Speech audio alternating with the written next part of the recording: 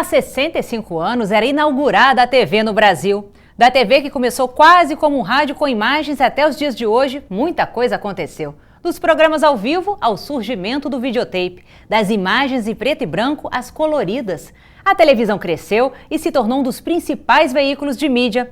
Pela tela da TV, tomamos conhecimento dos fatos e assistimos às mudanças no país e no mundo. Nos anos 90, nasceu timidamente a televisão por assinatura, mas foi em 2007 que teve início a TV digital. E a partir daí, a televisão vem passando por grandes transformações. A produção independente vive um boom sem precedentes no Brasil. A Lei 12.485, de 2011, estabeleceu uma cota mínima de produções nacionais para os canais pagos no país.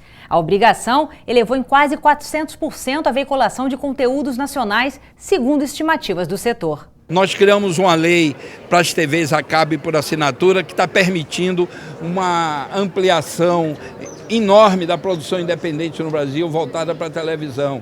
Eu acho que na fala do ministro se percebe que ele quer aprofundar essa questão da importância estratégica do audiovisual, não só no seu aspecto econômico, quanto na questão da influência sobre o imaginário coletivo e sobre o processo mesmo que o audiovisual é capaz de desenvolver para o progresso social, econômico, político e, sobretudo, cultural. Como o mercado cresceu rapidamente, as produtoras lutam para se adaptar à nova demanda. O aumento do espaço para a veiculação de produção nacional não veio acompanhado de uma expansão proporcional do orçamento disponível para a realização dos conteúdos, e as produtoras ainda estão muito dependentes de financiamentos estatais. Coisa meio histórica pela dinâmica do mercado brasileiro, né? A TV, historicamente, sempre teve muito pouca entrada de produção independente. É estrutural, né? A gente tem aqui no Brasil os broadcasters produzem o seu próprio conteúdo de entretenimento, então isso meio que inibiu o surgimento de produtoras independentes fortes. Então as produtoras independentes focaram muito mais no cinema e é um mercado pequeno, é um mercado apertado, a gente tem poucas salas de cinema concentradas nas grandes cidades e aí o mercado de cinema ele não consegue se pagar na sala de cinema. Então, naturalmente, precisa de incentivo fiscal. Eu acho que a gente está passando agora por um momento que está mudando essa realidade, né? Com a entrada do mercado de TV a cabo de uma maneira muito forte, buscando produtoras independentes, isso começa a mudar. Uma das mudanças é a entrada de canais estrangeiros no país. A TV 5 Monde abriu um canal exclusivo no Brasil. O período de teste termina aqui. Estou aqui para lançar oficialmente o canal TV 5 Monde Brasil. Há alguns meses, exibimos 1 hora e 10 minutos de programação independente brasileira.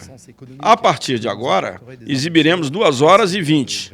E em 2016, 3 horas e 30 minutos por semana. Nós temos em torno de 2 milhões de espectadores. E dependendo dos anunciantes, sejam eles brasileiros, suíços, belgas ou canadenses, podemos aumentar o número de horas na nossa programação. E talvez até produziremos no Brasil. Isso vai depender do nosso sucesso. A convergência digital entre a TV e a internet mudou a forma de assistir televisão. Os conteúdos audiovisuais já não vêm apenas pelo fluxo das programadoras. O espectador já não deve nem ser mais definido dessa maneira, pois ele agora assume um papel ativo na programação.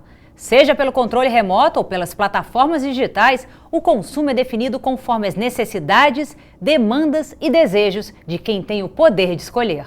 O Netflix, que começou como uma locadora, né, uma empresa de logística, né, uma locadora de DVD, mais de logística através de correio, e depois virou uma empresa de tecnologia por conta da demanda, né, de servidores em cima de internet, ela viu que dentro desse modelo ela bateu meio que no limite. Só que a internet ela se colocou, né, e com o próprio aumento de banda, o aumento da velocidade de transmissão e capacidade de transmissão de dados, como um grande concorrente dos canais de TV por assinatura. E com a vantagem de poder disponibilizar um conteúdo grande, uma massa de conteúdo grande, a qualquer momento e em qualquer suporte possível. E hoje a gente tem várias telas. Então, pela característica hoje, principalmente das novas audiências, né? as audiências mais novas, sem dúvida, ela se coloca como uma concorrente dos canais de TV. Não por acaso os canais de TV começam a lançar os seus próprios serviços do que a gente chama de OTT, né, que é o over the top, que é esse tipo de serviço característico de disponibilização de conteúdo por cima do sinal do cabo. Serviços de vídeo sob demanda como Netflix são muito mais hoje em dia do que uma locadora online, né? As pessoas vão atrás não só de um conteúdo licenciado bom, mas a partir do momento que eles produzem um conteúdo original, as pessoas vão atrás desse conteúdo.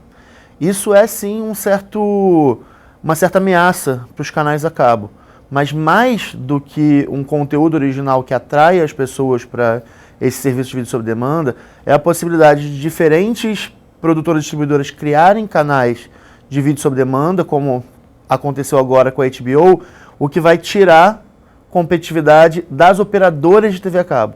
Eu acho que o risco maior não é para os canais, que são os produtores de conteúdo, ou pelo menos os veiculadores de um conteúdo original, mas sim para as operadoras que reúnem esses canais para vender como pacote. Porque essas sim podem perder com as pessoas que vão procurar o conteúdo original direto na fonte. No Brasil, no ano passado, a internet pela primeira vez superou a televisão. Será que os espectadores vão migrar de vez da tela da TV para essa tela?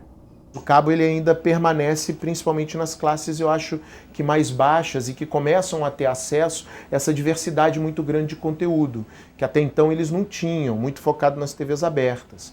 E de uma hora para outra passam a ter acesso na TV a cabo, que é uma outra coisa boa da 12485, que foi a permissão de entrada de outros players no empacotamento e na distribuição dos canais com a entrada das telefônicas nesse jogo, que baixou o custo e fez com que esse número de assinantes crescesse violentamente, e a tendência é que pelo menos dobre aí nos próximos anos, né, que a gente chegue aí a 45, 50 milhões, é o que indica de assinantes nos próximos anos. Isso é uma penetração aí próxima da TV aberta, né, se a gente for falar 3, 4 pessoas por domicílio e por assinante, 50 milhões de assinantes, são 150 milhões de pessoas assistindo TV por assinatura. A gente chega num nível meio próximo de um país maduro como os Estados Unidos, onde a TV a cabo e a TV aberta meio que se misturam, né? Com TV a cabo com mais de 90% de penetração. Essa lei que surge aqui agora traz essa possibilidade das produtoras independentes produzirem e estarem no horário nobre dos canais a cabo, mas a gente, ao mesmo tempo que a gente está começando um movimento que começou nos Estados Unidos há algumas décadas, a gente não pode pensar que a gente está começando a produzir série. Porque por mais que a gente esteja com um mercado de séries começando agora, a gente já tem um público de séries de 30 anos, 40 anos. Então o nosso público está muito mais à frente narrativamente do que muitas vezes as produções. Então a gente precisa ajustar esse tempo. A gente precisa produzir para um público que já está acostumado a assistir série, e acostumado a assistir séries extremamente complexas, com narrativas muito bem desenvolvidas, e a gente tem que pensar que a gente não tem que se basear no que está sendo produzido, e sim basear no que o público está acostumado e que o público quer assistir. Nos últimos anos, o mercado de trabalho no setor de audiovisual cresceu quase 40% no país, segundo pesquisa da Firjan. Esse crescimento deixou evidente alguns gargalos, como a carência de mão de obra e o encarecimento da produção. O país ainda tem um custo alto, né? Então, assim, é uma questão de...